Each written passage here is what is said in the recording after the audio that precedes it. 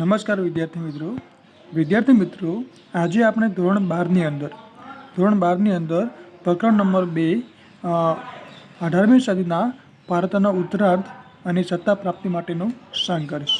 તો આ પ્રકરણની અંદર આપણે કેટલીક મહત્ત્વના જે આઈએમપી નોંધો છે તેના વિશે માહિતી મેળવીશું. તો જોઈએ તો હૈદરાબાદ અને કર્ણાટક. હૈદરાબાદની વાત કરીએ તો હૈદરાબાદ રાજ્યની સ્થાપના તો ઈસવીસન 1724માં આસફ જહાં જેને નિઝામ ઉલ મુલ્ક તરીકે ઓળખાય છે, જેની સ્થાપના કરી હતી. ત્યારબાદ જોઈએ તો કર્ણાટક. તો કર્ણાટકની અંદર તો નવાબ શહાદુલ્લા ખાએ તો પોતાના ભત્રીજા દોસ્ત અલીને પોતાના ઉત્તરાધિકારી નિમ્યું હતું. એટલે કે કર્ણાટકની અંદર નવાબ શહાદુલ્લા ખા અને ત્યારબાદ જોઈએ તો તેના પોતાનો ભત્રીજું દોસ્ત અલીને પોતાના ઉત્તરાધિકારી નિમ્યું હતું. પછી જોઈએ તો અવધની અંદર તો ઈસવીસન 1722ની અંદર તો શહાદત ખા જે બુરાન ઉલ મુલ્ક તરીકે ઓળખાતું હતું, જેની અવધની સ્થાપના કરી હતી. એટલે કે અવધની અંદર તો ઈસવીસન 1722ની અંદર તો શહાદત ખા જે બુરહાન ઉલ મુલ્ક તરીકે ઓળખાય છે, જેને અવધની સ્થાપના કરી હતી. ત્યારબાદ જોઈએ તો મૈસૂરની વાત કરીએ તો મૈસૂરની અંદર એ નામ માત્રનો શાસક તો રાજા કૃષ્ણરાજ વદિયાર હતું. ખાલી નામ માત્રનો, એટલે કે નામ માત્રનો શાસક રાજા કૃષ્ણ વદિયાર પોતે શાસન કરતું હતું, ખાલી નામ માત્રનો જ હતું. પરંતુ વાસ્તવિક શાસક તો હૈદર અલી પોતે હતા. ત્યારબાદ વાત કરીએ તો બંગેશના પઠાણો અને રોહિલ્લાઓ તરીકે ઓળખાય છે. બંગેશના પઠાણો અને રોહિલ્લાઓ તો જોઈએ તો અલીગઢ અને કાનપુર વચ્ચેના પ્રદેશમાં તો મોહમ્મદ ખાં બંગેશ શાસન કરતું હતું. અલીગઢ અને કાનપુર વચ્ચેના પ્રદેશમાં તો મોહમ્મદ ખાં બંગેશ પોતે શાસન કરતું હતું. ત્યારબાદ જોઈએ તો આસામની અંદર આસામી નેતા હતા બડફકન. એટલે કે આસામની અંદર આસામી નેતા જે કહેવાય ને કે સ્થાપના કરનાર તો બડફકન હતા. તેમજ જોઈએ તો અહોમના શાસક રુદ્રસિંહાને પૂર્વ ભારતના છત્રપતિ શિવાજી કહેવામાં આવે છે. અહોમના શાસક રુદ્રસિંહાને પૂર્વ ભારતના છત્રપતિ શિવાજી તરીકે ઓળખવામાં આવે છે. ત્યારબાદ જોઈએ તો કોલ્હાપુરના કાકી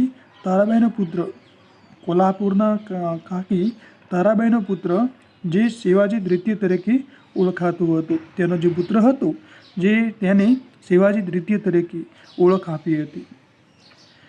ત્યારબાદ જોઈએ તો ટીપુ સુલતાનના મૃત્યુ બાદ તો 1839ની અંદર ગવર્નર જનરલ ડેલહાઉસીએ શીખ સામ્રાજ્યનો વિલય કર્યો હતો.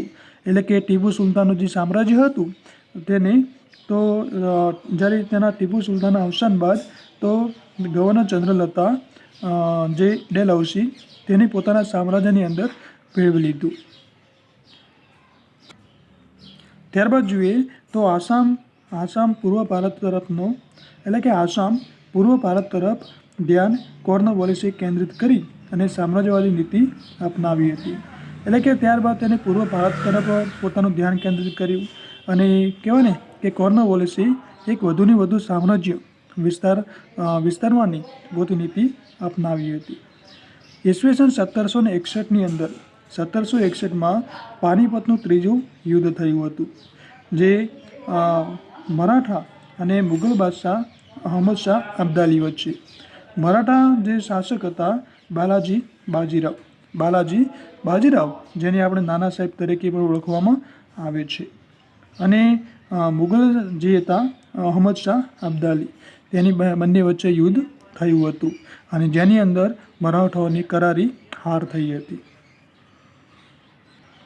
ત્યારબાદ જોઈએ તો પ્રથમ અંગ્રેજ મરાઠા વિગ્રહ થયું હતું, જેનો સમયગાળો છે ઈસવીસન 1778થી 1782નો સમયગાળો, જેની અંદર રાધોબા અને વરન હોસ્ટિક્સ વચ્ચે થયું હતું.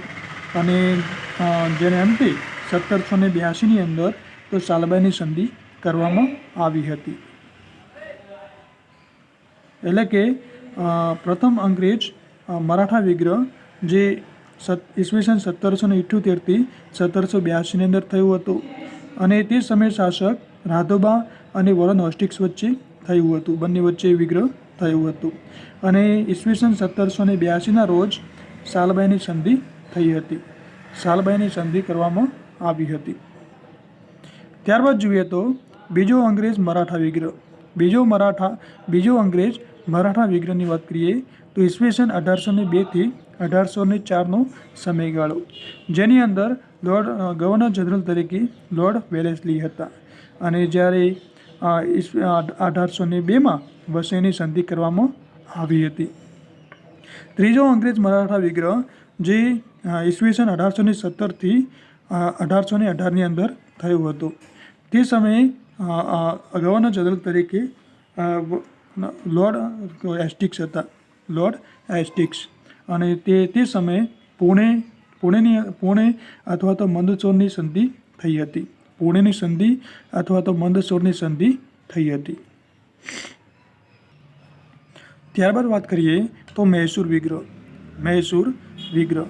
તો પ્રથમ મૈસૂર વિગ્રહ ઈસવીસન 1767થી 1769ની અંદર થયું હતું, જેમાં અંગ્રેજોની હાર થઈ હતી 1767થી 1769માં. જ્યારે બીજો મૈસૂર વિગ્રહ 1780થી 1784ની અંદર થયો, અને જેની અંદર હૈદર અલી હતા, જે પોતે કરારી હાર અંગ્રેજો સામે થાય છે. ત્યારબાદ જોઈએ તો ત્રીજું મૈસૂર વિગ્રહ તો ઈસવીસન 1790થી 1792ની સમયગાળામાં થયું, અને તે સમયે ટીપુ સુલતાન પદ પર આવ્યો હતો.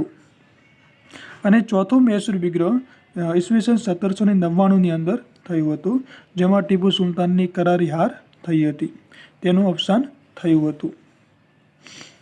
ત્યારબાદ વાત કરીએ તો કર્ણાટક વિગ્રહ અને ફ્રેન્ચ વિગ્રહ.